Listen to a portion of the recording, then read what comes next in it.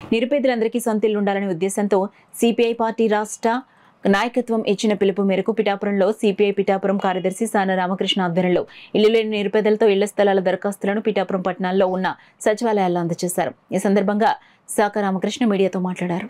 ఈ దరఖాస్తు చేసుకునే కార్యక్రమం ఇవాళ పార్టీ పిలుపులో భాగంగా పిఠాపురం నియోజకవర్గంలో ఆయా సచివాలయాల దగ్గర ఇవ్వడం జరిగింది. ముఖ్యమంత్రి నారా చంద్రబాబు నాయుడు గారికి మేము సిపిఐ పార్టీ తరఫున ఒకటే కోరుతా ఉన్నాం. ఇక్కడ వైఎస్ఆర్ గవర్నమెంట్లో లబ్ధి పొందని పేదలు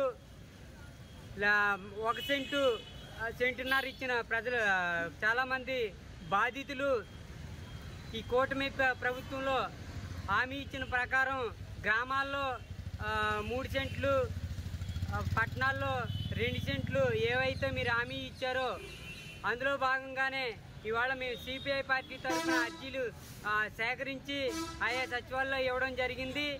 ఈ కాలయాపన చేయకుండా త్వరగా ఆన్లైన్ చేసి బాధితులు ఎవరైతే ఉన్నారో వాళ్ళకి సంపూర్ణంగా ఇళ్ల స్థలాలు అందజేయాలని మేము సిపిఐ పార్టీ తరఫున డిమాండ్ చేస్తూ ఉన్నాం.